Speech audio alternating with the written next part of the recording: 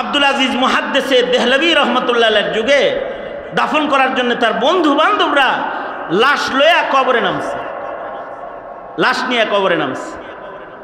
এক বর্ণনায় আছে একই এলাকায় একটা ছিল সায়েল আর একটা ছিল ভিক্ষুক। একজন ছিল সায়েল আর একজন ছিল ভিক্ষুক। প্রতিদিন যে ভিক্ষা চাইতো সায়েল, ভিক্ষা চাইতো, আর একজন ছিল দাতা দানকারী, সে দিত। সায়েল ভিক্ষা চাইতো আর দাতা তিনি দিত। কয়েকদিন হয়ে গেছে সায়েল ভিক্ষুকটা আসে না। এই ভিক্ষুক যে আসতেছে না, এই যিনি সাদকা করতো তার মাথা গরম হয়েছে। কি ব্যাপার, প্রতিদিন কিছু সাদকা করতাম, সাদকার আমল বন্ধ হয়ে গেল যে। তা আমল বন্ধ হয়ে গেলে সে যে ভিক্ষুক আসত, এই ভিক্ষুককে আসে না কেন এটা দেখার জন্য তার বাড়ি চলে গেছে। আমরা যাই, আমাদের কাছে যদি আসা যাওয়া বন্ধ করে তাহলে আলাই বালাই মাসকালাই গেছে গা, এই জঞ্জাল গেছে, ভালো হয়েছে, মরছে মনে হয়, এলা আমাদের হালাত। আর উনি গেছে কেন, ভিক্ষুক আসে না কেন? কয়েকদিন হয়ে গেল, তার টাকা জমে রয়েছে, ও আসতেছে না। ডেলি আসে, ডেলি দেই, খায়, নেয় না। কারণ কি, এই ঘর পর্যন্ত চলে গেছে। যা বলে, কিরে ভাই, প্রতিদিন তুমি ভিক্ষার জন্য আমার দুয়ারে দাঁড়াও আর আমি তোমাকে ভিক্ষা দেই। কয়েকদিন হলো তুমি যাও না, তাই আমি তোমার জন্য যেটা বরাদ্দ সম্পদ আছে ওইটা লয়ে আইছি। সব না, ওই যে 6 দিনেরটা রয়েছে এগুলো লাও। রাখছে। রাখার পরে যখন এই লোকটা চলে যায় তখন বলে, ভাই আমার তো এই পৃথিবীতে আপনজন বলতে কেউ নাই, তুমি আমার একমাত্র আপনজন, যে আমার খাবারের খাবার খবর নিতে তুমি আমার ঘর পর্যন্ত এসেছো। সুতরাং তোমার কাছে আমার দাবি, যদি শোনো আমার ইন্তেকাল হয়ে গেছে, তো তুমি আমার লাশটাও কবরে নামায়ও, আমার জানাজাটা কইরো, আমার আপনজন হিসাবে তোমার হাতে আমাকে কবরস্থ করো, তো আমার দিল শান্তি পাবে। তো ওসিয়ত মাফিক এই লোক নিজের এই মোহাব্বতের মানুষটাকে কবরে নামানোর জন্য মৃত্যুর পরে হাজির হয়ে গেছে, লাশটা কবরে নামাইছে। কিন্তু কাহিনী হলো যে যখন লাশ কবরে নামায় উঠে আসতেছে, তার জরুরি কিছু সামান কবরের ভেতরে পড়ে গেছে। উঠার সময়, কবর থেকে উঠার সময় পকেট থেকে একটা জরুরি কাগজ পড়ে গেছে। কাগজটার জরুরত এতই বেশি ছিল যে শেষ পর্যন্ত কবর খুঁড়তে হয়েছে। কবর খুঁড়ছে, খুইরা দেখে যে লাশটার ঠিক কাফনের কাপড়ের উপরেই কাগজটাকে কে যেন রেখে দিয়েছে। কাগজটা হাত ঢুকায়া কবর থেকে যখন উঠাইতেছে, তখন হাত বের হওয়ার সময় হাতটা কবরের মাটি ও বাঁশের সাথে টাচ লেগে গেছে। এই যে কবরের মাটির সাথে হাত টাচ লাগছে না, এবার এই হাত অসুস্থ হয়ে গেছে, হাতের ভেতরে জ্বলন, অর্থাৎ এর আগে কবরে আগুন জ্বলতেছিল, যখন জরুরতের কাগজের জন্য হাত ঢুকাইছে, আগুন আল্লাহর কুদরতে আল্লাহ নিভাইছেন, কিন্তু আগুনের গরমিতে মাটি যে গরম হয়েছে, বাঁশ যে গরম হয়েছে, কাগজ তো উঠাইছে, কিন্তু এর সাথে যে একটা ছোঁয়া লাগছে, এই ছোঁয়ার কারণে এই হাতে জ্বলনের জ্বালা যন্ত্রণার রোগ পয়দা হয়ে গেছে। লম্বা সময় হয়ে গেছে, হাতের জ্বালা যন্ত্রণা ভালো হয় না। পানির ভেতরে হাত ঢুকায় যদি হাতটাকে পানির ভেতরে রাখে কিছুটা আরাম লাগে, আবার পানির থেকে হাতটা বের করার সাথে সাথে হাত জ্বলে। হাতের ভেতরে জ্বালা যন্ত্রণার অসুস্থতা, কোনো ঔষধ কোনো চিকিৎসায় কাজ হইতেছে না। এলাকার লোকেরা বলে, জমানার বুজুর্গ আলেমে দ্বীন আব্দুল আজিজ মুহাদ্দিসে দেহলভী রহমাতুল্লাহির কাছে যাও, হতে পারে আল্লাহর পেয়ারা কোনো দোয়া করে দিলে, তিনি জমানার বড় বুজুর্গ, তিনি যদি দোয়া করে দেন হয়তোবা হাত ভালো হয়ে যাবে। যাও তার কাছে চলে যাও। তো সবার পরামর্শ মাফিক লোকটা জমানার মুহাদ্দিস আব্দুল আজিজ মুহাদ্দিসে দেহলভী রহমাতুল্লাহ আলাইহির কাছে চলে গেছে। যা নিজের হাত দেখায় বলে, আমার হাতের এই জায়গা থেকে এই জায়গা জ্বলছে। কেন জ্বলে? কবরের ভেতরে হাত দিয়েছিলাম জরুরি কাগজ তোলার জন্যে। হাতের ভেতরে কবরের মাটি ও বাঁশের ছোঁয়া লেগেছে। এরপর থেকে জায়গার জ্বলন ভালো হইতেছে না। আব্দুল আজিজ মুহাদ্দিসে দেহলভী বলেন, কবরের আযাবের আগুনের স্পর্শে তাপের একটা ছেক তোমার হাতে লেগে গেছে। এটা তো মৃত্যুর আগে দোজকের আগুনের আসর যেহেতু লেগেছে, এটা মরার আগে আর ভালো হবে না। এই কথা বলতেই এই লোকটার চোখ দিয়ে চোখের পানি ঝরঝর করে ঝরবার লাগছে। আর সে কান্না করতেছে আর বলতেছে, যে কবরের ভেতরে আযাব হয়েছে, এমন কবরের মাটি ও বাঁশের ছোঁয়ার কারণেই যদি জ্বলন এত হয়, আমি যদি নিজের আমল, নিজের নেক আমল, নিজের ঈমান ঠিক না করে কবরে যাই, আর যদি আমার কবরের ভেতরে দাও দাও করে আগুন ধরে যায়। আল্লাহর রাসূল বলেছেন, দুই প্রকারের কবর। এক প্রকারের কবর হুফরাতুম মিন হুফারিন নার, এক প্রকারের কবর আছে যার ভেতরে আগুন আর আগুন, আগুনের খণ্ড।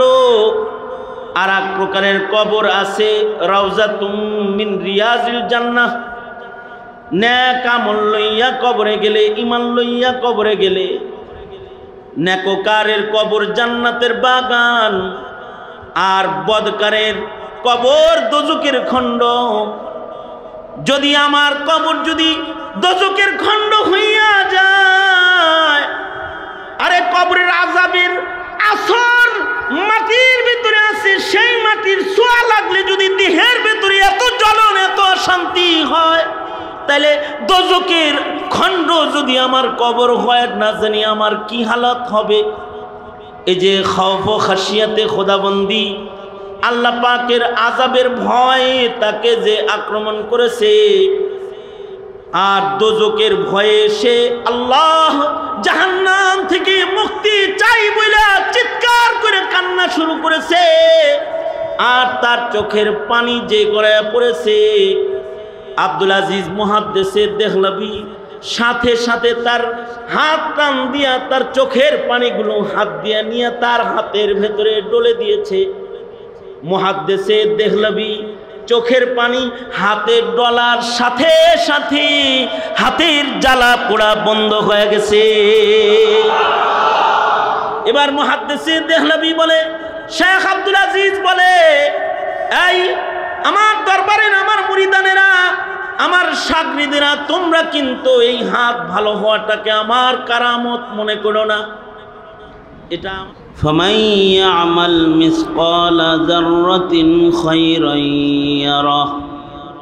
وقال النبي صلى الله عليه وسلم رب عمل صغير تعظمه النية رب عمل كبير تصغره النية أو كما قال عليه الصلاة والسلام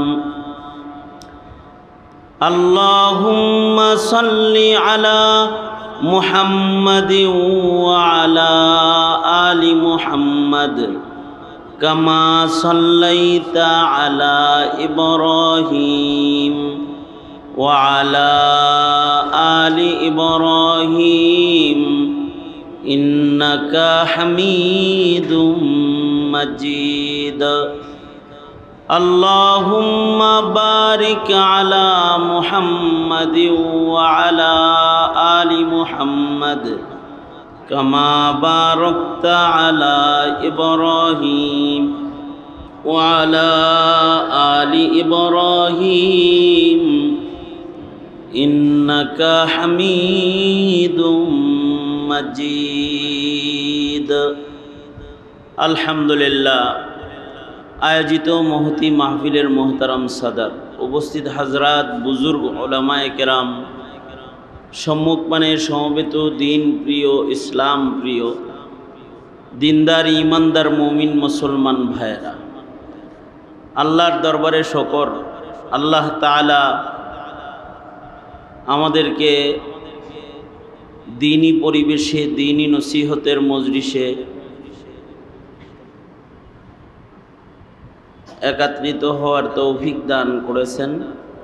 কালিমাতুশ শুকর পড়ি আলহামদুলিল্লাহ। বেশ উপরে উঠছেন আপনারা, পাঁচতলার উপরে না? এটা পাঁচতলা না? হ্যাঁ, পাঁচতলা। পাঁচতলা পর্যন্ত উঠতে একটা মেহনত গেছে না? দুর্বল মানুষ যারা, তাদের জন্য ওঠা কঠিন। যারা সিঁড়ি বাইতে যাদের কঠিন, তাদের জন্য উপরে আসা কঠিন। এই যে কষ্ট করে আসছেন, প্রত্যেকটা কদম অনেক দামি, আর এই প্রত্যেকটা হরকত এর তৌফিক, এটা অনেক বড় একটা আজিম ও শান ইবাদত। মাহফিলে আসলে পরে তওবা হয়, নেক আমল হয়, রোনাজারি হয়। এই যে প্রত্যেকটা কাজ আমাদের জীবনে কতটা গুরুত্বপূর্ণ, এই প্রত্যেকটা কাজ আমাদের জীবনে সর্বোচ্চ নিয়ামত এবং সর্বোচ্চ গুরুত্বপূর্ণ। আমাদের চোখ যতটা গুরুত্বপূর্ণ, কান যতটা গুরুত্বপূর্ণ, নাক, হাত, মুখ যতটা গুরুত্বপূর্ণ, তার চাইতে অনেক বেশি গুরুত্বপূর্ণ হলো আমাদের জিন্দেগির ছোট ছোট নেক আমল। আমাদের জিন্দেগির নেক আমলগুলার মূল্য আমাদের সবচেয়ে গুরুত্বপূর্ণ অঙ্গ প্রত্যঙ্গ, যা মনে করি আমরা তার চাইতে অনেক বেশি দামি আমাদের জিন্দেগির প্রতিটি নেকির কাজ অথবা ভালো কাজ। এই কারণে কেউ যদি কোনো ভালো কাজ করার সুযোগ পায়, এই এদিকে আমার দিকে তাকাও, তোমরা ডাইনে বামে তাকাও, যারা তারা আমার দিকে তাকাও। রাগ হইছ? হ্যাঁ, তা আমাদের জিন্দেগির নেকির কাজগুলো, এগুলো গুরুত্বপূর্ণ, সর্বোচ্চ গুরুত্বপূর্ণ এগুলো। সুতরাং যারা মেহনত করছেন, আসছেন, কষ্ট করছেন, উঠছেন এ পর্যন্ত, তারা ঠকে গেছেন না জিতে গেছেন? জিতে গেছেন। এই যে এখানে বসছেন, আল্লাহ পাকের নাম উচ্চারণ করছেন অনেকবার সুবহানাল্লাহ উচ্চারণ করছেন, অনেকবার আলহামদুলিল্লাহ উচ্চারণ করছেন। প্রত্যেকটা নেকি, প্রত্যেকটা তাসবিহ অনেক গুরুত্বপূর্ণ এবং এগুলো আল্লাহ পাকের নিয়ামত, আল্লাহ পাকের নিয়ামত।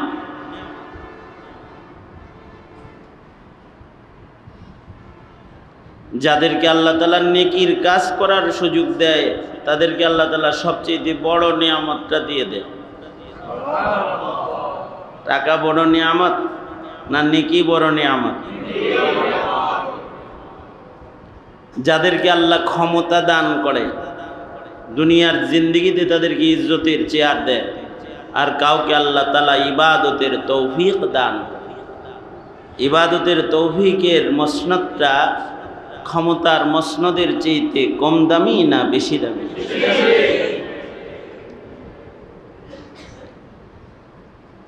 যাদেরকে আল্লাহ তাআলা আল্লাহওয়ালাদের একটু সোহবতে যাওয়ার সুযোগ দেয়, এই যে আসছেন, বসছেন, আলেম ওলামার সান্নিধ্য সহবতে বসছেন, এটা কত বড় দামি নিয়ামত। সহবতের নিয়ামতটা অনেক বড় দামি নিয়ামত। সান্নিধ্য, নেক সান্নিধ্যের নিয়ামত অনেক দামি। মানব জীবনের সকল ইবাদতের চাইতে একটা ভালো সহবতের মূল্য বেশি। যেমন কেউ নবীজির সান্নিধ্য সহবত অর্জন করেছে, সান্নিধ্য অর্জন করার পরে সে ইন্তেকাল করেছে, মারা গেছে। আর আরেকজন ৮০ বছর ৯০ বছর ইবাদত করেছে, লাইলাতুল কাদার, রমাদানুল মুবারক, হজ্জে বাইতুল্লাহ সব করছে, ইলমি গবেষণার কাজ করছে। যেমন ইমামে আজম আবু হানিফা রহমতুল্লাহ আলাইহি বলা হয় উনি রুইয়াতান তাবেঈ, অর্থাৎ রাআ আনাসান, তিনি নবীর সাহাবী হযরত আনাসকে দেখছেন। তাইলে উনি তাবেঈ রুইয়াতান বিল ইত্তেফাক, রুইয়াতান তাবেঈ। ওনার জীবনের ইবাদতের সংখ্যা কীরকম? ওনার জীবনে উনি ৫৫ বার শুধু হজ্জে বাইতুল্লাহ করছেন। কতবার? একবার হজ্জে বাইতুল্লাহর দাম কীরকম? এই হজের মৌসুম চলছে এখন, সারা জিন্দগির সব সেজদা, সারা জিন্দগির সকল সাদাকা, সারা জিন্দগির সকল নওয়াফিল একত্রিত করলেও হজ্জে বাইতুল্লাহ সমান হবে না। কারণ হজ্জে বাইতুল্লাহর ইবাদতটা এত দামি যে আল্লাহর জন্য হজ করে ফেলল, তার জিন্দগির পেছনের সব গুনাহ মাপ। আর হজ্জে বাইতুল্লাহ এমন একটা ইবাদত যে ইবাদতটা এর প্রতিদান একমাত্র আল্লাহ পাকের জান্নাত। আল হজ্জুল মাবরুর লাইসা লাহুল জাযাউ ইল্লাল জান্নাহ। আল্লাহর নবী বলেন কবুল হজের প্রতিদান জান্নাত ব্যতিরেকে অন্য কিছু দিয়ে হবে না। সুবহানাল্লাহ বলেন। কবুল হজের প্রতিদান কি? জান্নাত ব্যতীত অন্য আর কিছু দিয়ে এর প্রতিদান হয় না। কয়টা হজের প্রতিদান? জান্নাত। বলেন কয়টা হজের প্রতিদান? জান্নাত। সাহাবী, তাবেঈ, তাবে তাবেঈ,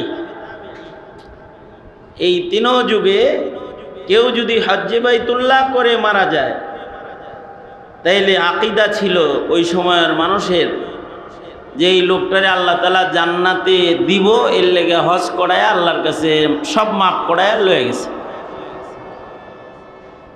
শরীয়তে ইসলামের বিশেষ 3টি ইবাদত আছে, যে ইবাদতগুলো করার পরে কেউ যদি মারা যায়, 3টা ইবাদতে এমন আছে যে ইবাদত করার পরে কেউ যদি ইন্তেকাল করে, তাইলে বোঝা যায় যে এই ইবাদতগুলো যেহেতু আল্লাহ করাইছেন। এই মুসলমান ভাই আমার গরম লাগে না, যদি যা। হ্যাঁ, কোন মেশিন? আমার মেশিন না তোর মেশিন? লাগা লাগা, তাড়াতাড়ি লাগা। নজর করিস না, আমি অল্প কিছু সময় কথা বলার ইরাদা, বেশি সময় না। খেয়াল করে শুনলে কথাগুলো স্মরণ থাকবে। আর আজকে বেশি কথা বলা ঠিক না, সামনে আরো 2 দিন প্রোগ্রাম আছে। যত তাড়াতাড়ি শেষ করে দেওয়া যায় তত তাড়াতাড়ি আল্লাহর বান্দাদের আরাম। আরো 2 দিন তারা এখানে আসবে, লাগাতার 3 দিন নসিহতের আয়োজন।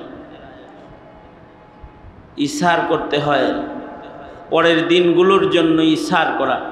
এই কারণে আমার তো উচিত ছিল বৈশা আপনাদের নিয়ে ইস্তেগফার করে দোয়া পড়া আপনাদের বিদায় দিয়ে দেওয়া, কিন্তু আবার ইন্তেজামে যারা আছে তারা বলবে যে হুজুর কিছুই বলল না। আপনারা যারা আছেন তারা বলবেন যে 5 তলার উপরে উঠছি, একটা কথাও কইল না, এটা কোনো কাম করলো, লোকটাই ভালো না। এই ধরনের অভিযোগ থেকে বাঁচার জন্যে আমি কয়েকটা কথা বলতেছি।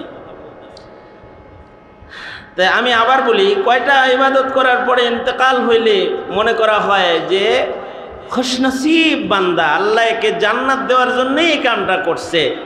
এটা সাহাবি, তাবি, তাবে তাবি সবাই মনে করতো যে 3টি ইবাদতের পরে কারোর যদি মৃত্যু হয় তাহলে এটা খুশনসিবই মত, আল্লাহ তাআলা তাকে আসলে জান্নাত দেওয়ার জন্য এমনটি কাণ্ড ঘটায়। 3টা ইবাদতের ভেতরে একটা ইবাদত যেটা চলে গেল, রমাদানের রোজা। কেউ যদি 30 দিন রোজা রাখার পরে ইমাম বুখারীর মতো যদি ঈদের দিন মরে যায় তাহলে খুশনসিবই মরণ, একেবারে জান্নাতের সার্টিফিকেটওয়ালা মরণ, জান্নাতের সনদওয়ালা মৃত্যু এটা। কারণ আল্লাহর রাসূল কি বলেছেন?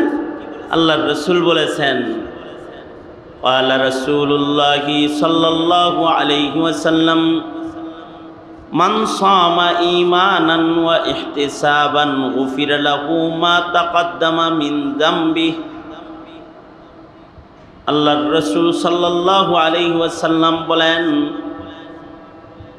ঈমানের সাথে ইহতিসাবের সাথে যারা রোজা রাখলো তাদের জিন্দেগীর সব গুনাহ মাফ। রোজার মাস শেষ হয়েছে, গুনাহ সব মাফ হয়েছে, কাফনের ভিতরে ঢুকছে, আসলে আল্লাহর জান্নাতের ভেতরে ঢুকছে। এটা একটা।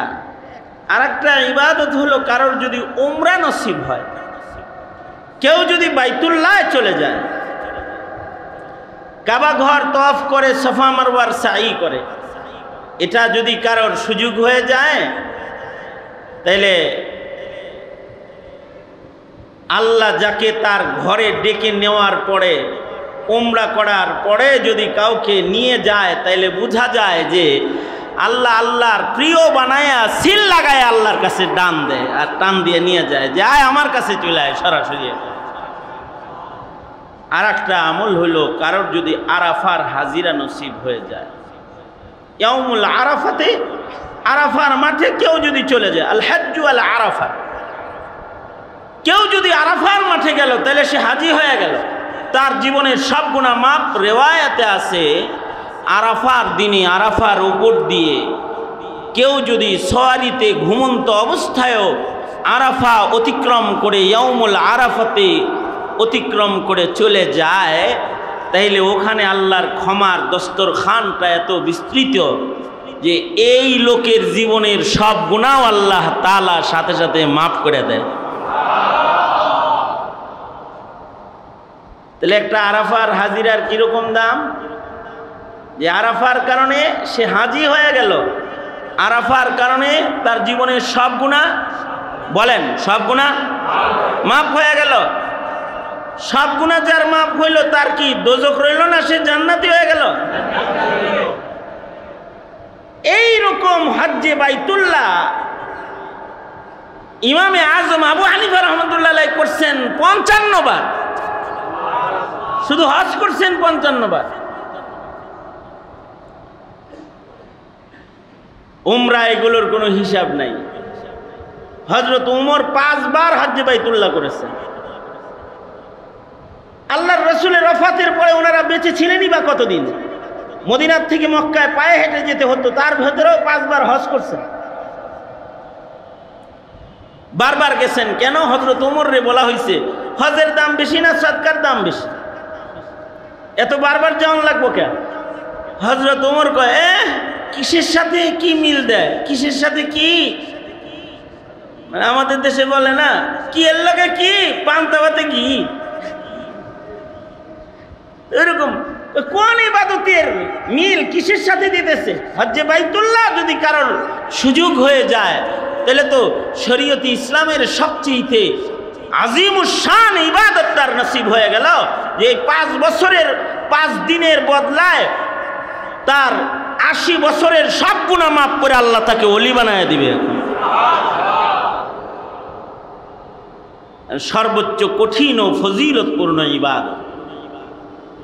আব্দুল্লাহ ইবনুল মুবারক রহমতুল্লাহ আলাইহির জীবনে ৮০ বারেরও বেশি হজ উমরা আছে। তাও কিরকম হজ? হজ হলো, ওনার হজ ছিল এরকম। আব্দুল্লাহ ইবনুল মুবারকের হজ কিরকম ছিল? তো উনি হজে যাওয়ার আগে ঘোষণা দিতেন, কারা কারা হজে যাবি? তো সবাই মিলা রাজি হইতো, হজরত আপনার লগে হজে যাবো। তো উনি সবাই টাকা জমা নিতেন, নিয়ে সকলকে নিয়ে হজে যেতেন, ভালো ভালো খাওয়াইতেন, সুন্দরভাবে মাসাইল সহ হজ করাইতেন। করায় আইসা বাড়িতে আইনা আবার বলতেন, তুমি যে টাকা দিছিলা এটা খরচ হয় নাই, নাও তোমার টাকা ফেরত নাও। সবাই টাকা আবার ফেরত দিয়ে দিতেন। অর্থাৎ শুধু নিজের টাকায় হজ করতেন না, যারা আল্লাহর মেহমান তাদেরকে নিজের টাকা দিয়ে হজ করাইতেন। এই উনার ৮০ বছরের হজ উমরা, ৮০ বারেরও বেশি হজ উমরা, অথবা ইমামে আজম আবু হানিফার ৫৫ বারের হজ, অথবা সারা জিন্দেগির ইলমি গবেষণা, মাযহাব দাঁড় করাইছেন, ইলমি খাদামাত সব যদি এক জায়গায় করা হয়, আর আল্লাহর রসুলের সোহবত উঠাইছে ১ সেকেন্ড, নবীজিরে দেখছে, নবীর সোহবত নিছে, কালেমা পড়ছে, মরে গেছে, আর কোনো সামান তার নাই, এইটুকুই আছে। এই রকম হজ উমরাওয়ালা তাবেঈ সব এক জায়গায় কইরাও মিজানের পালার একদিকে রাখলে, একজন সাহাবীর একটা সোহবতকে আর এক দিকে রাখলে, সাহাবীর সোহবতের ওজন আল্লাহর আদালতে বেশি হয়ে যাবে। আপনারা আমরা আর নবীর সোহবত তো আর পাইতাছি না, অথবা তাবেঈর সোহবত পাইতাছি না, তাবেঈকেও পাইতাছি না। যারা পাইতাছি তার সামনেও যদি বসি, তাহলে এই নেক সোহবতটার মূল্য সামনের জগতে আসা মানুষের, যারা এই নেককারকে পেল না, তাদের হাজার ইবাদতের চাইতে ওই যে যারা পূর্বের জমানার বুজুর্গদেরকে পেয়ে সোহবত উঠায়েছে, তার সোহবতের মূল্য সামনের জগতে আসা মানুষের ৮০ বছরের ইবাদত ৯০ বছরের ইবাদতের চাইতে অনেক বেশি দামি হয়ে যাবে। সে একটা ভালো সোহবত উঠাইছে।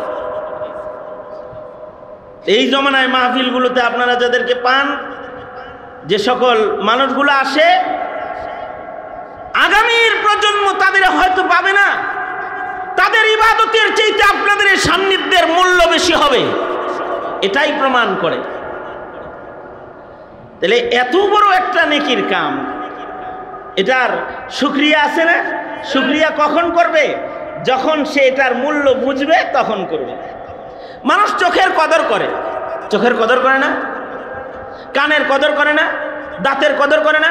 একটা দাঁত যদি নড়াচড়া শুরু করে, তাহলে ডেন্টালিস্ট দেখাইতে দেখাইতে মরে যাবে স্যার, ঠিক না? এরকম অবস্থা না, যায় বয়ে থাকে। যদি কয় তুমি সপ্তাহে 2 দিন আসবা, এভাবে 3 মাস আইবা, তারপরে দাঁতের চিকিৎসক, এই এক দাঁতের নড়াচড়া ঠিক করার লেগা সপ্তাহে 3 দিন যাইব আর 2 মাস যাইব। একজনকে দেখি যে গুনা দিয়ে দাঁত বাইন্ধে রাখছে। কি ব্যাপার, আপনি এরকম বাইন্ধে রাখছেন? কয়েকদিন, অনেক দিন, আর কয়েকদিন রাখতে হইব? আরো কিছুদিন। কিছুদিন মানে 1-1 বছরও লাগতে পারে। এখন অবশ্য তার দাঁতে গুনাটা নাই, আগে গুনা দিয়ে বান্ধা রাখছে, এখানে গুনা দিয়ে বান্ধা ছিল, ইদানিং আর গুনা টোনা নাই। আমার সাথে আসছে, আপনাকে মাহফিলেও আইছে, গুনা দিয়ে বান্ধা ছিল দাঁত অনেক দিন। কেন এতদিন গুনা দিয়ে বান্ধা রাখলো? কেন? দাঁতের পজিশন ঠিক করার জন্য, হাইসা দিলে যেন সুন্দর দেখা যায়। এতদিন বান্ধা রাখতে পারছে। কখন বেঁধে রাখতে পেরেছে? যখন এই দাঁতের কদর সে বুঝেছে, তখন বান্ধা রাখতে পারছে। বারবার ডাক্তারের কাছে যেতে পেরেছে, বারবার রোগী হয়ে নিজেকে পেশ করতে পেরেছে। কখন? যখন এই নিয়ামতটার কদর বুঝতে পেরেছে। চোখের কদর বুঝছে, এই জন্য চক্ষু ডাক্তারের কাছে যে ঘন্টার পর ঘন্টা বসে থাকতে সমস্যা হয় নাই। এই কারণেই যারা সুবহানাল্লাহ আলহামদুলিল্লাহ মুখে উচ্চারণ করার কদরও বুঝে, ওদের 8 ঘন্টা 9 ঘন্টা মৌলবীর সামনে বসে থাকতে ওদের একটু কষ্টও হয় না, একটু কষ্টও তাদের হয় না, সামান্য কষ্ট হয় না, কারণ তারা এই নিয়ামতটার কদর বুঝে ফেলছে।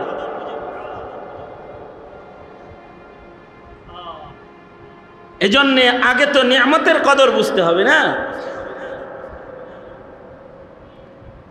আল্লাহ পাকের আমাদের দেহের ভিতরে যে নিয়ামতগুলো আছে, আমাদের দেহের ভিতরে কিছু নিয়ামত আছে, এর এক একটা নিয়ামতের কিরকম দাম।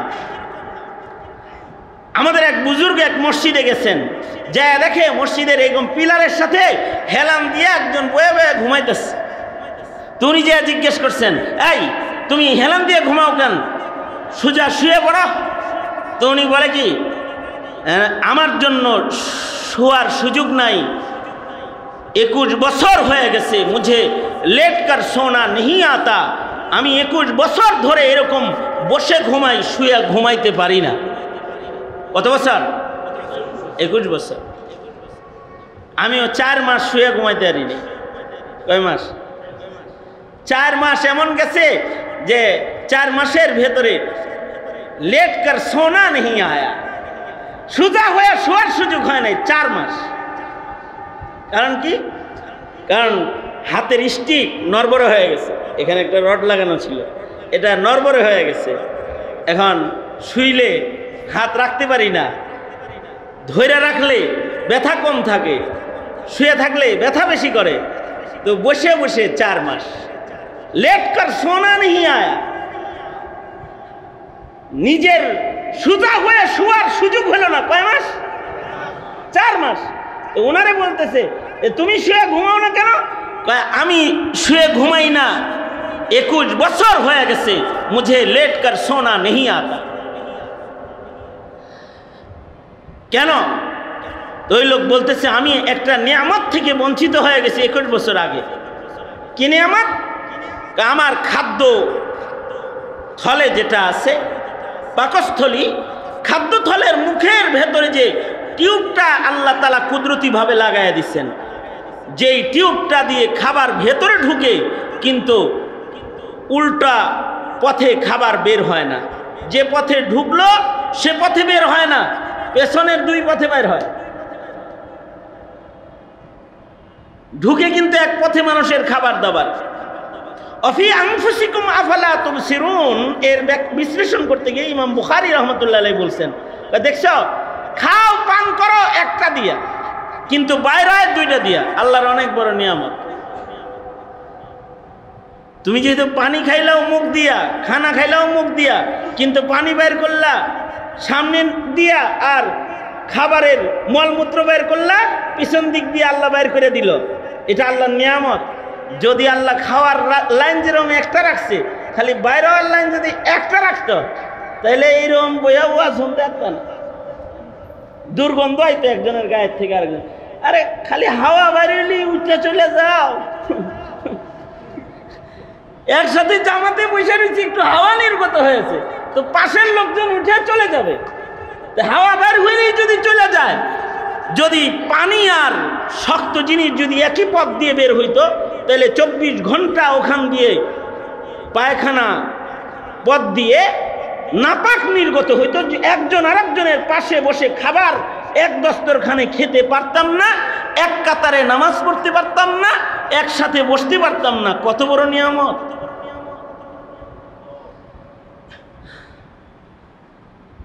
এই তো খাবার যে টিউব দিয়ে ঢুকতেছে আর বাইরে হইতেছে অন্য পথে, কিন্তু ওই লোক বলতেছে যে আমার এই খাদ্য থলির এই টিউবটা ছিঁড়া গেছে গা, এই টিউবটা ছিঁড়া গেছে।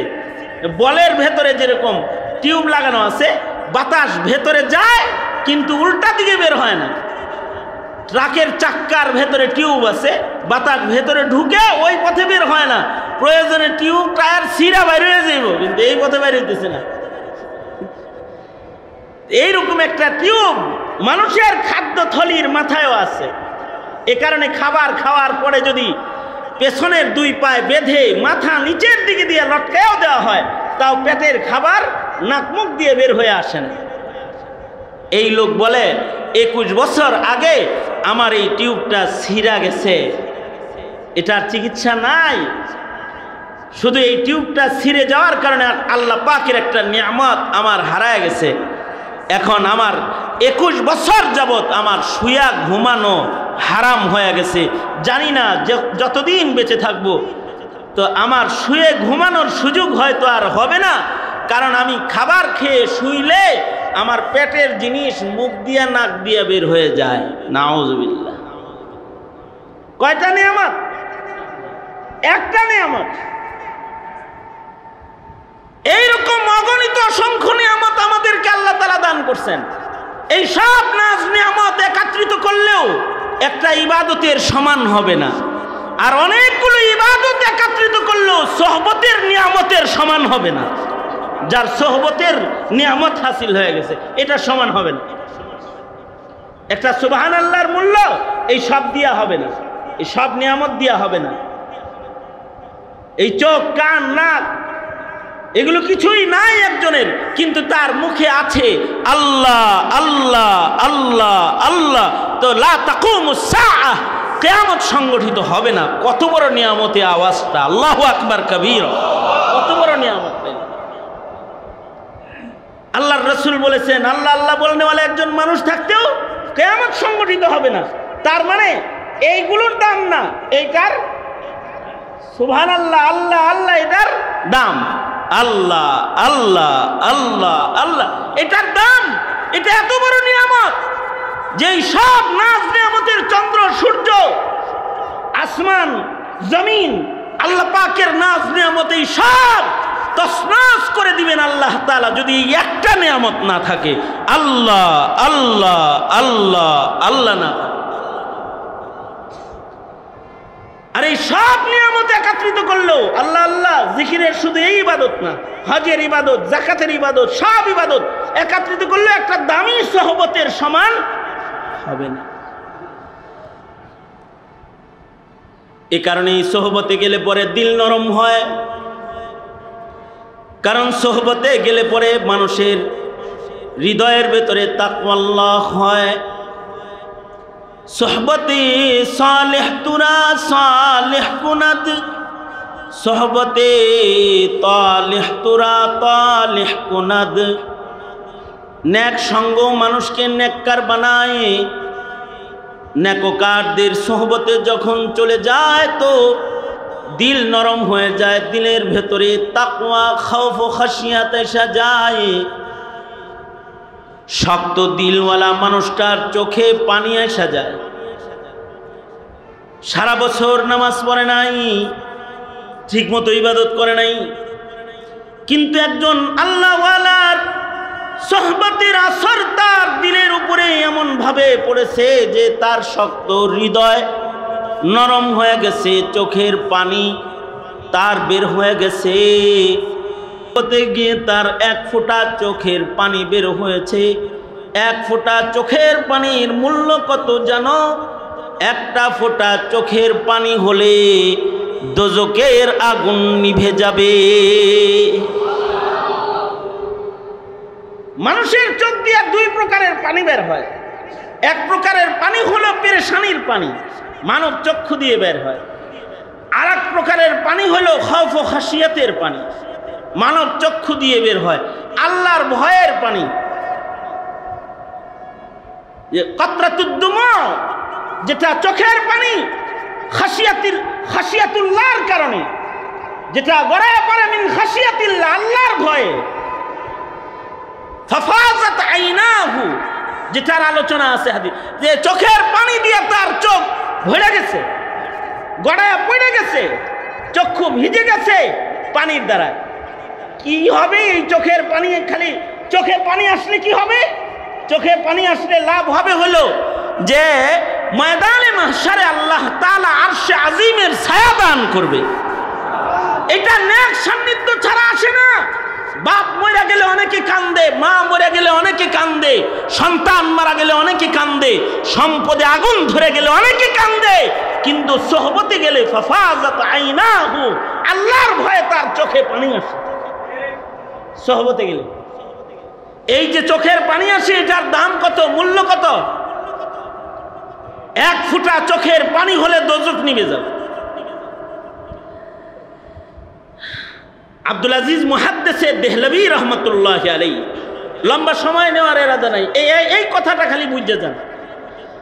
আব্দুল আজিজ মুহাদ্দিসে দেহলভী রহমতুল্লাহ আলাইহি, আল্লাহ তাআলা আমাদের কানতে বলছেন বেশি, হাসতে বলছেন, বলেন কানতে বলছেন বেশি, হাসতে বলছেন কম। ফালিয়াযহাকু কালিলা ওয়ালিয়াবকু কাসীরা। আর আল্লাহর রাসূল বলেন বেশি হাস, ওয়ালা তুকসিরিজ যিহক, বেশি হাসবা না। আমাদের তো এখন হাসির আয়োজন, ফেসবুকে হাসির আয়োজন, মোবাইলে হাসির আয়োজন, অনলাইনে হাসির আয়োজন, টেলিভিশনে হাসির আয়োজন, গল্পের বইয়ে হাসির আয়োজন, নাটকে হাসির আয়োজন, সিনেমায় হাসির আয়োজন, রাস্তাঘাটে অনুষ্ঠানে হাসির আয়োজন। কাদার আয়োজন নাই এখন, কাদার আয়োজন এটা নাই এখন। কিন্তু কাদার আয়োজন বেশি হওয়া ছিল, সাহাবায়ে কেরামের সময়ে কাদার আয়োজন বেশি ছিল।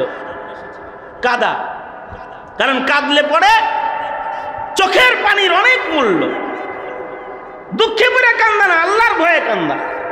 দুঃখে পড়ে না, আল্লাহর ভয়ে কান্না যেটা, এটার অনেক মূল্য। এ কারণে আল্লাহর রাসূল সাল্লাল্লাহু আলাইহি ওয়াসাল্লাম কাঁদতেন বেশি। হযরত আয়েশা সিদ্দিকা বলেন এত কাঁদতেন যে বিছনা চোখের পানি দিয়ে ভরে যেত, ভিজে যেত, মনে হতো যে মশকের পানি ঢেলে দেওয়া হয়েছে। এত কান্না করতেন আল্লাহর রাসূল যে শুধু কাদার জন্য নবী একাকিত্বকে গ্রহণ করতেন, সেজদা দিয়া কাঁদতেন কাঁদতেন। নবীর কান্নার আওয়াজে, এত আওয়াজ হইতো কান্নার, যে কান্নার আওয়াজে মাঠের রাখালরাও দাঁড়ায় দাঁড়ায় কাঁদতো, উট ছাগল ভেড়া ওরা কাঁদতো, নবীর কান্না দেখে ওরা কাঁদতেন। কারণ কান্নার একটা ফোঁটা পানির অনেক মূল্য। কান্নার পানি যেটা মানুষের চোখ দিয়ে বের হয়, এক ফোঁটা চোখের পানি, এটা দোজখের আগুন নিভায়া দিবে, দোজখের আগুনকে নিভায়া দিবে চোখের পানি। কাতরাতান, দুটি ফোঁটা আল্লাহর কাছে দামি, চোখের পানির ফোঁটা আর গায়ের রক্তের ফোঁটা, যেটা কাতরাতুদ দুমু, যেটা আল্লাহর ভয়ে বের হয়েছে, আর কাতরাতুন ফি সাবিলিল্লাহ, আল্লাহর রাস্তায় যে গায়ের রক্তের ফোঁটা বের হয়েছে, যেটা ফিলিস্তিনের মজলুম মুসলমানদের ঝরতেছে রক্তের ফোঁটা। আরেকটা হলো চোখের পানির ফোঁটা। শাহ আব্দুল আজিজ মুহাদ্দিসে দেহলভী রহমতুল্লাহ আলাইহি, ওনার যুগে একটি আজব ঘটনা ঘটেছে। সেটা হলো এই, এক লোক এক মাইয়িতকে কবরস্থ করেছে, তার বন্ধুকে কবর দিয়েছে। আমি মুখতাসারে বলতেছি, কয়েক রেওয়ায়েতে ঘটনা বর্ণনা হয়, এক একটা এক এক রকম। আমি মুআতামাদ আলাই একটি বর্ণনা আপনাদের কাছে বলতেছি, যে লোকটা তো ইন্তেকাল করেছে, তো তাকে দাফন করার জন্যে আব্দুল আজিজ মুহাদ্দিসে দেহলভী রহমতুল্লাহ আলাইহির যুগে দাফন করার জন্য তার বন্ধু বান্ধবরা লাশ লইয়া কবরে নামছে, লাশ নিয়ে কবরে নামছে। এক বর্ণনায় আছে একই এলাকায় একটা ছিল সায়েল আর একটা ছিল ভিক্ষুক। একজন ছিল সায়েল আর একজন ছিল ভিক্ষুক। প্রতিদিন যে ভিক্ষা চাইতো সায়েল, ভিক্ষা চাইতো, আর একজন ছিল দাতা, দানকারী, সে দিত। সায়েল ভিক্ষা চাইতো আর দাতা তিনি দিত। কয়েকদিন হয়ে গেছে সায়েল ভিক্ষুকটা আসে না। এই ভিক্ষুক যে আসতেছে না, এই যিনি সাদকা করতো তার মাথা গরম হয়েছে। কি ব্যাপার, প্রতিদিন কিছু সাদকা করতাম, সাদকার আমল বন্ধ হয়ে গেল যে। তা আমল বন্ধ হয়ে গেলে সে যে ভিক্ষুক আসত, এই ভিক্ষুককে আসে না কেন এটা দেখার জন্য তার বাড়ি চলে গেছে। আমরা যাই, আমাদের কাছে যদি আসা যাওয়া বন্ধ করে তাহলে আলাই বালাই মাসকালাই গেছে গা, এই জঞ্জাল গেছে, ভালো হয়েছে, মরছে মনে হয়, এলা আমাদের হালাত। আর উনি গেছে কেন, ভিক্ষুক আসে না কেন? কয়েকদিন হয়ে গেল, তার টাকা জমে রয়েছে, ও আসতেছে না। ডেলি আসে, ডেলি দেই, খায়, নেয় না। কারণ কি, এই ঘর পর্যন্ত চলে গেছে। যা বলে, কিরে ভাই, প্রতিদিন তুমি ভিক্ষার জন্য আমার দুয়ারে দাঁড়াও আর আমি তোমাকে ভিক্ষা দেই, কয়েকদিন হলো তুমি যাও না, তাই আমি তোমার জন্য যেটা বরাদ্দ সম্পদ আছে ওইটা লয়ে আইছি, সব না ওই যে 6 দিনেরটা রয়েছে এগুলো লাও। রাখছে। রাখার পরে যখন এই লোকটা চলে যায় তখন বলে, ভাই আমার তো এই পৃথিবীতে আপনজন বলতে কেউ নাই, তুমি আমার একমাত্র আপনজন, যে আমার খাবারের খাবার খবর নিতে তুমি আমার ঘর পর্যন্ত এসেছো, সুতরাং তোমার কাছে আমার দাবি, যদি শোনো আমার ইন্তেকাল হয়ে গেছে তো তুমি আমার লাশটাও কবরে নামায়ো, আমার জানাজাটা কইরো, আমার আপনজন হিসাবে তোমার হাতে আমাকে কবরস্থ করো, তো আমার দিল শান্তি পাবে। তো ওসিয়ত মাফিক এই লোক নিজের এই মোহাব্বতের মানুষটাকে কবরে নামানোর জন্য মৃত্যুর পরে হাজির হয়ে গেছে, লাশটা কবরে নামাইছে। কিন্তু কাহিনী হলো যে যখন লাশ কবরে নামায় উঠে আসতেছে, তার জরুরি কিছু সামান কবরের ভেতরে পড়ে গেছে। উঠার সময়, কবর থেকে উঠার সময় পকেট থেকে একটা জরুরি কাগজ পড়ে গেছে। কাগজটার জরুরত এতই বেশি ছিল যে শেষ পর্যন্ত কবর খুঁড়তে হয়েছে। কবর খুঁড়ছে, খুইরা দেখে যে লাশটার ঠিক কাফনের কাপড়ের উপরেই কাগজটাকে কে যেন রেখে দিয়েছে। কাগজটা হাত ঢুকায়া কবর থেকে যখন উঠাইতেছে, তখন হাত বের হওয়ার সময় হাতটা কবরের মাটি ও বাঁশের সাথে টাচ লেগে গেছে। এই যে কবরের মাটির সাথে হাত টাচ লাগছে না, এবার এই হাত অসুস্থ হয়ে গেছে, হাতের ভেতরে জ্বলন, অর্থাৎ এর আগে কবরে আগুন জ্বলতেছিল, যখন জরুরতের কাগজের জন্য হাত ঢুকাইছে, আগুন আল্লাহর কুদরতে আল্লাহ নিভাইছেন, কিন্তু আগুনের গরমিতে মাটি যে গরম হইছে, বাঁশ যে গরম হইছে, কাগজ তো উঠাইছে, কিন্তু এর সাথে যে একটা ছোঁয়া লাগছে, এই ছোঁয়ার কারণে এই হাতে জ্বলনের জ্বালা যন্ত্রণার রোগ পয়দা হয়ে গেছে। লম্বা সময় হয়ে গেছে, হাতের জ্বালা যন্ত্রণা ভালো হয় না।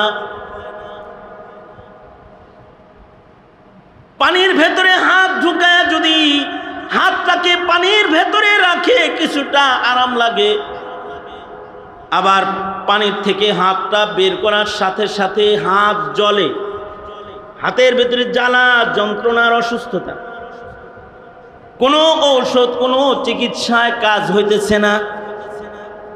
এলাকার লোকেরা বলে, জমানার বুজুর্গ আলেম দ্বীন আব্দুল আজিজ মুহাদ্দিসে দেহলভী রাহমাতুল্লাহির কাছে যাও, হতে পারে আল্লাহর প্যারা কোনো দোয়া করে দিলে, তিনি জমানার বড় বুজুর্গ, তিনি যদি দোয়া করে দেন হয়তোবা হাত ভালো হয়ে যাবে। যাও, তার কাছে চলে যাও। তো সবার পরামর্শ মাফিক লোকটা জমানার মুহাদ্দিস আব্দুল আজিজ মুহাদ্দিসে দেহলভী রাহমাতুল্লাহির কাছে চলে গেছে। যা নিজের হাত দেখায় বলে, আমার হাতের এই জায়গা থেকে এই জায়গা জ্বলছে, কেন জ্বলে? কবরের ভেতরে হাত দিয়েছিলাম জরুরি কাগজ তোলার জন্যে, হাতের ভেতরে কবরের মাটি ও বাঁশের ছোঁয়া লেগেছে, এরপর থেকে এই জায়গার জ্বলন ভালো হইতেছে না। আব্দুল আজিজ মুহাদ্দিসে দেহলভী বলেন, কবরের আযাবের আগুনের স্পর্শে তাপের একটা ছেক তোমার হাতে লেগে গেছে, এটা তো মৃত্যুর আগে দোজকের আগুনের আসর যেহেতু লেগেছে, এটা মরার আগে আর ভালো হবে না। এই কথা বলতেই এই লোকটার চোখ দিয়ে চোখের পানি ঝরঝর করে ঝরবার লাগছে, আর সে কান্না করতেছে আর বলতেছে, যে কবরের ভেতরে আযাব হয়েছে এমন কবরের মাটি ও বাঁশের ছোঁয়ার কারণেই যদি জ্বলন এত হয়, আমি যদি নিজের আমল, নিজের নেক আমল, নিজের ঈমান ঠিক না করে কবরে যাই, আর যদি আমার কবরের ভেতরে দাও দাও করে আগুন ধরে যায়, আল্লাহর রাসূল বলেছেন দুই প্রকারের কবর। এক প্রকারের কবর হুফরাতুম মিন হুফারিন নার, এক প্রকারের কবর আছে যার ভেতরে আগুন আর আগুন, আগুনের খণ্ড। আর এক প্রকারের কবর আছে রাউজাতুম মিন রিয়াজিল জান্নাহ, নেক আমল লইয়া কবরে গেলে, ঈমান লইয়া কবরে গেলে নেককারের কবর জান্নাতের বাগান, আর বদকারের কবর দোজকের খণ্ড। যদি আমার কবর যদি দোজকের খণ্ড হইয়া যায়, আরে কবরের আযাবের আসর মাটির ভিতরে আছে, সেই মাটির ছোঁয়া লাগলে যদি দেহের ভিতরে এত জ্বলন এত শান্তি হয়, তাহলে দোজকের খণ্ড যদি আমার কবর হয়, না জানি আমার কি হালত হবে। এই যে খৌফ ও খাশিয়াতে খোদাবন্দি, আল্লাহ পাকের আযাবের ভয়ে তাকে যে আক্রমণ করেছে, আর দোজকের ভয়ে সে আল্লাহ জাহান্নাম থেকে মুক্তি চাই বলে চিৎকার করে কান্না শুরু করেছে, আর তার চোখের পানি যে গড়াইয়া পড়েছে, আব্দুল আজিজ মুহাদ্দিসে দেহলভী সাথে সাথে তার হাত টান দিয়া তার চোখের পানিগুলো হাত দিয়া নিয়ে তার হাতের ভেতরে ডলে দিয়েছে। মুহাদ্দিসে দেহলভী চোখের পানি হাতে ডলার সাথে সাথে হাতের জ্বালা পোড়া বন্ধ হয়ে গেছে।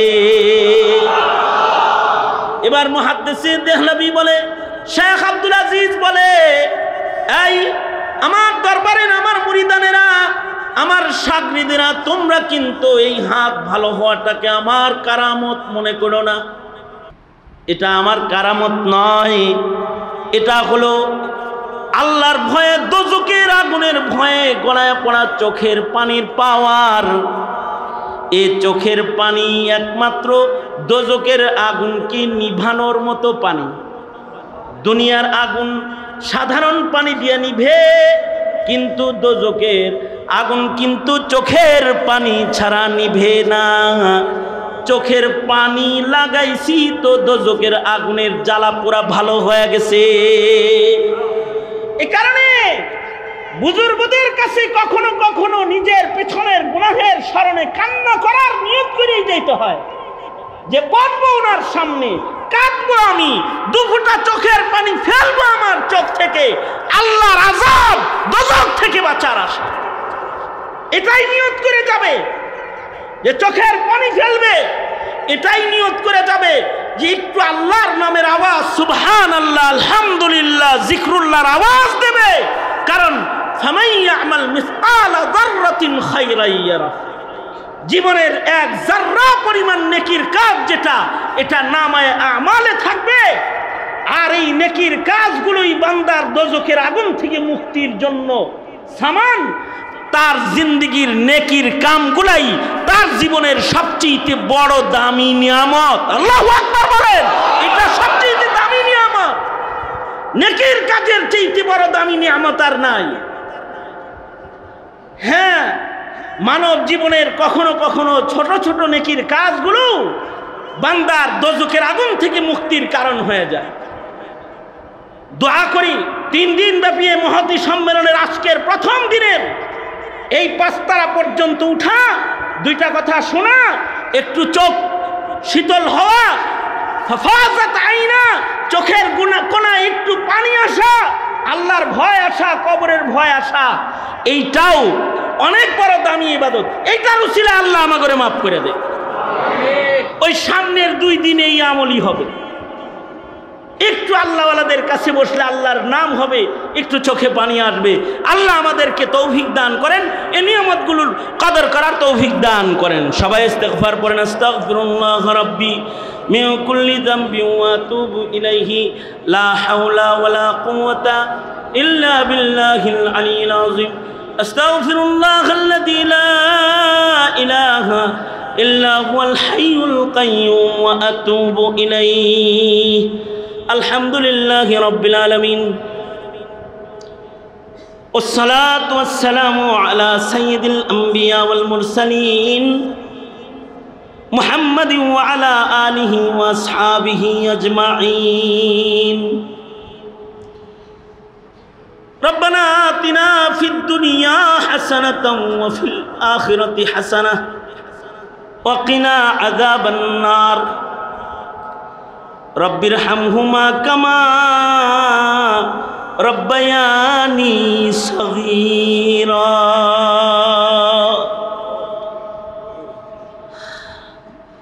রব্বুল আলামিন ওগো আল্লাহ 3 দিন ব্যাপী সম্মেলনের আজকের প্রথম রজনী ইয়া আল্লাহ ইবাদতের জায়গা মুসাল্লা নামাজগাহে তোমার বান্দারা বসেছে মাদ্রাসার আয়োজনে মাহফিল আল্লাহ কষ্ট করে তোমার বান্দারা উপরে উঠেছে শুধু তোমার নাম জপার আশায় তোমার ভয়ে চোখের পানি ফেলার আশায় ভিক্ষুকের মতো 2টা হাত বাড়ায় ধরেছি জিন্দেগীর সব গুনাহের জন্য তোমার কাছে মাপ চাই ওগো আল্লাহ আমাদের জিন্দেগীর যত গুনাহ আমরা করেছি তুমি মাপ করে দাও আল্লাহ জেনে না জেনে অন্ধকারে আলায় গোপনে প্রকাশ্যে যত পাপাচার করেছি ক্ষমা করে দাও বেপানাহকে পানাহ দাও বেরুজিকে রুজি দান করো অশান্তি দূর করে শান্তির ফয়সালা করে দাও রব্বুল আলামিন জিন্দেগীর প্রত্যেকটা নেকির কাজের কদর করার তৌফিক আমাদেরকে দাও নেকির কাজের মূল্যায়ন বুঝার তৌফিক তুমি আমাদেরকে দান করো আল্লাহ রব্বি করিম এই মুহূর্তে আমাদের মজলুম ভাই বোনদের জন্য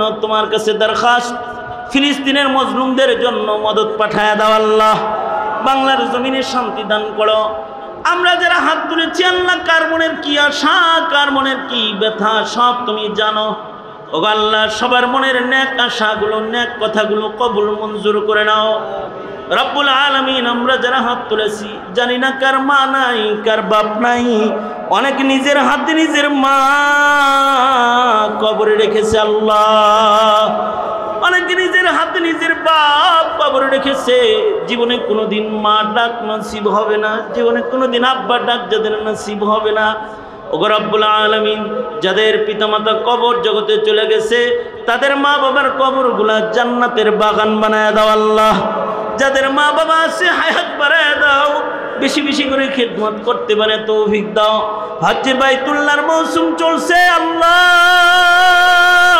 তোমার কাবা বারবার আমাদের দেখায় দাও আল্লাহ তোমার নবীর রওজায় আমাদের বারবার হাজিরি নসিব করে দাও ইয়া আল্লাহ এই মাদ্রাসাটা বড় কষ্ট করে মুহতামিম সাহেব পরিচালনা করে ইয়া আল্লাহ মদদ নুসরত শামিলে হাল করে দাও রব্বুল আলামিন মুহিব্বিন মুতাআল্লিকিনদেরকে ইয়া আল্লাহ পাশে দাঁড়াইবার তৌফিক দাও ইয়া আল্লাহ দোস্ত হামিম বানায় দাও দুশমনদেরকে দোস্ত বানায় দাও আল্লাহ রব্বুল আলামিন জানি না কোন দোকানের কাফন আমাদের জন্য রেডি হয়ে গেছে আল্লাহ কোন সবের বাস না জানি পাইয়ে গেছে আল্লাহ কখন জানি মসজিদের কোণার পালকি বাড়ির দুয়ারে দাঁড়ায় যায় তোমার রাসূল বলছে কারোর কবর দোজখের খণ্ড ওগো আল্লাহ আমাদেরকে কিন্তু কবরে জাহান্নাম দিও না আল্লাহ দোজখের আগুনে আমাদের নিক্ষেপ করো না আল্লাহ আমরা জাহান্নামকে ভয় পাই দোজখের আগুনকে আমরা ডরাই আর রব্বে কারীম জাহান্নাম থেকে আমাদের মুক্তি দান করো আল্লাহ